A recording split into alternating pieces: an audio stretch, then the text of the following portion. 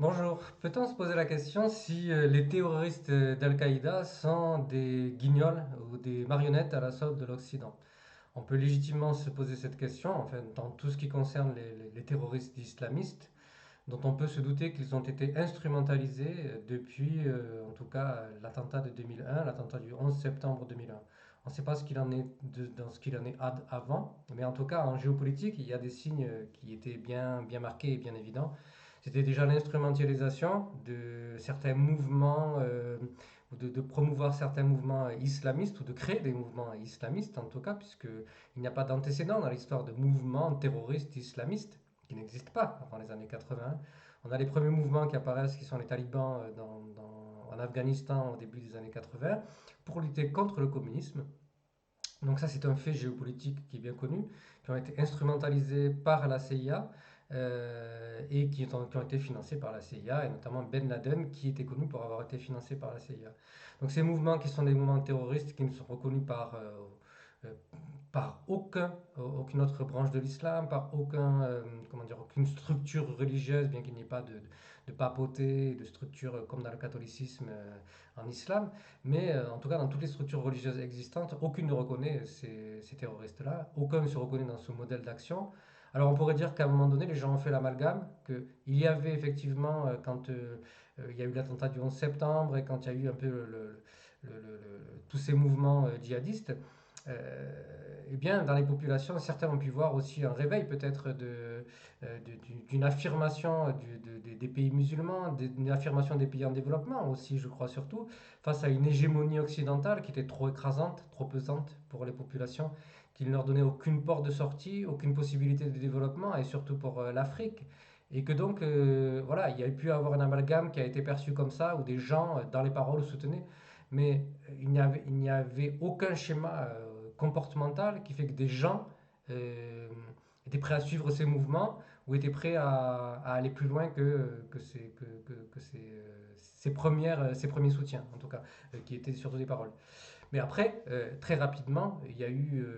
un positionnement qui s'est effectué, qui a fait que bon, ben, tous ces gens-là, qui de toute façon n'étaient pas impliqués avec ce qui se faisait au niveau d'Al-Qaïda, de tous les mouvements islamistes, euh, l'État islamique, etc., et qui se sont totalement désolidarisés de ça. Après qu'il y ait des circuits de recrutement qui étaient organisés, moi j'y connais pas grand-chose là-dessus, mais on peut aussi supposer qu'ils qu'ils aient pu bénéficier de soutien de la part des services de renseignement généraux, des services secrets des pays occidentaux, notamment le MI5 britannique, ou encore les services secrets, la DGSE française, ou encore la CIA, dont on sait déjà le rôle qu'elle joue ou le rôle qu'elle a joué dans de nombreuses situations politiques de nombreux pays, renversant des gouvernements, mettant en place des présidents fantoches ou des dictateurs fantoches, et de la même manière aussi pour les services secrets français ou le MI5 britannique. Alors, bien que pour le MI5 britannique, j'ai moins d'informations sur le sujet, mais en tout cas, la DGSE est bien connue pour ça, et les barbouzes français, en tout cas, en lien avec la DGSE ou en lien direct avec le gouvernement français, sont bien connus pour avoir renverser des gouvernements, faciliter l'emprise des multinationales sur les pays africains, et donc ça, et puis dans le Moyen-Orient aussi. Et donc ça, c'est un fait ce sont des faits qui sont bien connus. Maintenant, le fait que qu'Al-Qaïda et que les mouvements islamistes aujourd'hui sont soutenus par les pays occidentaux et servent les intérêts des puissances occidentales pour des faits très précis, le 11 septembre, ensuite ce qui s'est produit en France, les attentats du Bataclan, puisqu'on va revenir plus précisément à la situation française, les attentats du Bataclan, les attentats de Charlie Hebdo, qui à chaque fois laissent les mêmes indices, avec des passeports qui sont retrouvés, euh, amènent à se poser des questions. Et puis servent des agendas particuliers, servent des intérêts particuliers qui sont politiques et qui ont permis à des présidents d'asseoir leur légitimité, que ça a été à l'époque des attentats du Bataclan, c'était Hollande qui était au pouvoir. Donc on peut se poser toutes ces questions-là. Et je pense qu'il est même légitime de se poser ces questions-là. Quand on est un citoyen et qu'on se trouve dans une société qui se dit démocratique, eh bien on doit se poser ces questions-là. Alors elle nous amène à nous poser les questions de est-ce qu'on vit réellement dans une société démocratique? Est-ce que quand nos volontés, nos opinions s'expriment, est-ce qu'elles sont représentées réellement au niveau national? On le voit, il y a eu pas mal de mouvements qui ont remis en question cette idée de démocratie, puisque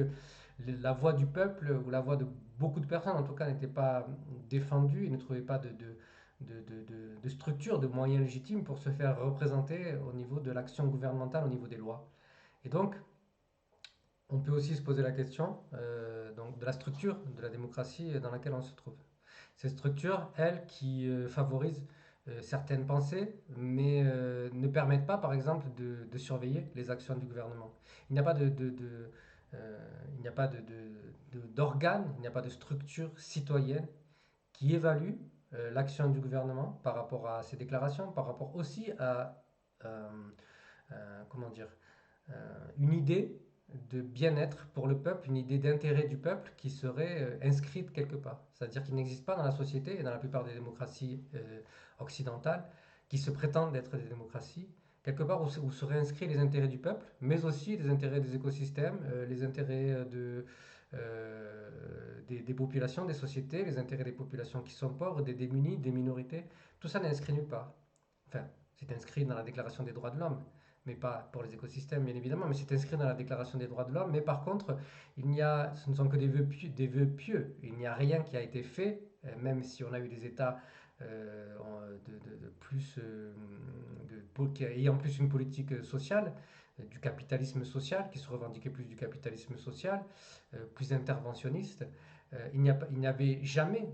nulle part inscrit cette possibilité pour le peuple de faire évoluer la politique, de faire évoluer la constitution et de dire à un moment donné, mais nous voulons plutôt ça, nous voulons plus de proximité dans les décisions du gouvernement, dans les lois, par rapport à nos réalités, par rapport à ce qu'on vit, par rapport à ce qu'on a besoin. Et ça n'a jamais existé. Alors même si on a parlé de démocratie participative, tout ça n'était généralement que des petits jouets qui ne changeaient rien du tout au fond du problème et du contexte du problème. Et on le voit aujourd'hui avec l'urgence écologique, l'urgence climatique, avec les différentes urgences sociales aussi, puisqu'on est assailli par une politique néolibérale que mène à l'heure actuelle le président Macron. On voit qu'il n'y a pas de possibilité de contre-pouvoir et de contrer ça par l'idée même qu'il y a l'intérêt du peuple et qu'il y a l'intérêt des populations, qu'il y a l'intérêt aussi de la survie des peuples sur le long terme, puisqu'on met en danger notre capacité à survivre, puisque on voit que les écosystèmes sont en train de s'effondrer, que les ressources sont en train de diminuer, et que donc, ben, dans quelques années, et se pose déjà ce problème-là aujourd'hui en réalité, hein, en quelques années et aujourd'hui, la limite des ressources fait que nous allons manquer. Nous allons manquer de beaucoup de choses, et que rien n'est fait pour ça, et que le droit des populations à pouvoir disposer de ces ressources-là dans quelques années est aujourd'hui complètement dévoré. Et que donc, voilà, il n'est inscrit nulle part cette possibilité. Donc j'en reviens au cas du terrorisme. Euh, à la fois, quand il y a eu le 11 septembre, quand il y a eu les attentats du Bataclan, moi j'ai pu avoir accès, j'ai pu voir des vidéos sur YouTube qui montraient des éléments troublants, juste par des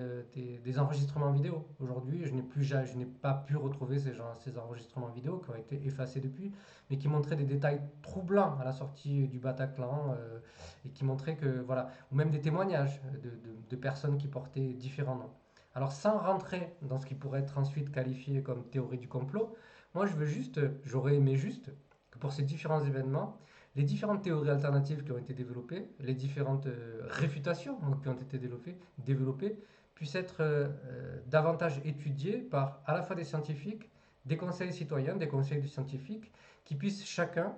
débattre et chacun faire des demandes légitimes de contrôle, de vérification, d'études minutieuses, d'analyse minutieuse de toutes les données, et puis mettre en cause aussi l'action gouvernementale, d'éventuelles, et de poser même la question comment est-ce qu'il est possible que notre gouvernement, est-ce qu'il est possible que nos services secrets, que nos renseignements généraux soient impliqués dans ces attentats-là? Quelles sont les implications éventuelles de nos services secrets, des renseignements généraux dans ou de toute autre forme, hein, des barbouzes, dans les pratiques des attentats et de l'islamisme dans nos sociétés actuelles? Comment, Comment serait-il possible qu'elles servent, on peut poser cette question, les intérêts des grandes puissances au détriment de nombreuses victimes? Et je compatis vraiment pour les nombreuses victimes qui ont été faites, victimes qu'on trouve on voit ici en France et qu'on représente souvent en France. On parle souvent de Samuel Paty, des meurtres, des crimes nombreux qui ont été commis lors du Bataclan, des attentats du Bataclan, ceux de Charlie Hebdo. Mais on oublie, ce n'est qu'une partie immergée de l'iceberg, puisqu'on oublie ce qui s'est passé dans les pays qui ont été le plus touchés durement par l'islamisme. Et bien sûr, pourrait prendre le cas de l'Afghanistan, on peut prendre le cas de l'Irak, qui à la base n'avait aucun rapport avec les mouvements islamistes et qui, suite euh, aux deux guerres du Golfe, s'est retrouvé dans un pays totalement dans le chaos, en prise avec différents mouvements islamistes et dont on pourrait se demander comment ils ont été financés, par qui, est-ce qu'il y a des liens avec l'Occident. Et ces liens ont déjà été révélés, notamment en ce qui concerne la Syrie, avec une partie, parce que, et c'est ça qui montre qu'il y a quelque chose de bien étrange dans tout ça, c'est que à la fois on pouvait dénoncer, on pouvait crier à l'épouvantail islamiste, mais à la fois on finançait, la France en tout cas, avait par des intermédiaires ou par des multinationales financé certains groupes islamistes, et on a le cas des groupes islamistes en Syrie, avec, je ne sais plus comment il s'appelle ce groupe islamiste, mais qui était une branche, Nour quelque chose, et qui était une branche d'Al-Qaïda. Et en Libye également, puisque on appelait les rebelles, on appelait rebelles contre le gouvernement de Kadhafi, des groupes dont on sait aujourd'hui qu'ils ont été des groupes islamistes et qui ont été soutenus par l'Occident, qui ont été soutenus par la France, par les États-Unis, de la même manière qu'en Syrie. Donc il y a bien évidemment quelque chose de très hypocrite. Et aujourd'hui, que la plupart des gens se laissent mener par le bout du nez et emportés par des vagues émotionnelles dont se servent à chaque fois les gouvernements, ça pour moi c'est un fait avéré. C'est un fait avéré puisqu'il n'y a pas de distinction, c'est très opportuniste. Et quand on veut crier à l'islam et aux islamistes, un jour, on crie et on s'en sert. Et puis quand on veut s'en servir, eh bien, d'une autre manière, sous, sous couvert de lutter contre un dictateur et de faire tomber un dictateur, eh bien on s'en sert et on le soutient. Et puis on laisse faire aussi, puisque les islamistes en Libye, aujourd'hui on nous bassine avec le Niger et la menace du terrorisme au Niger, et le fait que ça pourrait revenir en Europe, mais on ne s'embarrasse pas du tout du fait qu'il y ait des islamistes qui existent, et des groupes islamistes qui ont un pouvoir très fort en Libye, parce que je vous avoue qu'aujourd'hui je ne sais plus du tout qui c'est qui dirige en Libye. Eh bien ces groupes-là, en tout cas je sais qu'ils sont présents, et en toute légitimité, sans que ça gêne qui que ce soit. On a vu qu'il y avait des cas d'esclavage, on a vu que, voilà, toutes sortes de choses qui sont totalement aberrantes et qui ne répondent plus à la logique, en tout cas, des pays musulmans, pour la plupart des pays musulmans aujourd'hui, à part des phénomènes qu'il faudrait vraiment scruter et voir ce qui se passe dans les pays du Golfe et en Mauritanie, mais en tout cas qui ne correspondaient pas du tout à la logique de la Libye jusqu'à aujourd'hui. Et voilà, ces questions-là doivent être posées, et le fait qu'elles ne soient pas posées font que nous ne sommes pas dans un État démocratique, mais nous sommes plutôt dans un État de marionnettes dont on agite le bout du nez comme on veut, en fait. Et puis les gens, les populations, et c'est ça moi souvent qui m'énerve, laissent monter leur haine, qui est compréhensible très certainement. Moi quand je vois beaucoup de discours racistes, mais j'ai la haine, je vous avoue que j'ai la haine, moi je supporte pas ces gens-là, voilà. Mais c'est compréhensible effectivement aussi de l'autre côté quand on voit ça. Mais les gens peuvent aussi réfléchir. Ils voient bien qu'il y a toutes sortes de musulmans, qu'il y a toutes sortes euh, de circonstances et des détails aussi qui sont vraiment troublants dans tout ce qui se passe. Et on voit bien que les musulmans qu'on côtoie autour de nous, avec lesquels on vit, ne sont pas du tout comme on voudrait nous le faire croire, où on ferait des amalgames entre les terroristes et les musulmans qui vivent une vie tout à fait pacifique quotidiennement. Alors d'autres peut-être moins pacifiques, ou qui sont pas forcément des musulmans, c'est quand les problèmes qu'on trouve dans les banlieues qui sont liés à tous les problèmes qu'on trouve dans les banlieues partout dans le monde, c'est-à-dire une mauvaise gestion qui est liée au capitalisme et qui est liée à l'organisation urbaine du capitalisme qui crée des inégalités qui est forte, et ça partout dans le monde. Alors c'est ça qui m'énerve, c'est quand on veut s'acharner sur des populations en particulier, alors qu'on sait que c'est partout pareil dans le monde. Parce que partout dans le monde, partout où on trouve des immeubles, enfin, où on trouve en tout cas des quartiers périphériques, eh bien, il y a des problèmes de délinquance, de pauvreté, que ce soit en Asie, que ce soit en Afrique, que ce soit en Amérique, et c'est partout pareil. Et c'est ce système-là qu'il faut arrêter à un moment donné. Et c'est sur ça qu'il faut réfléchir. Et il faut pouvoir tout remettre en question. Mais notre système ne nous permet pas de tout remettre en question. Voilà, merci de m'avoir écouté.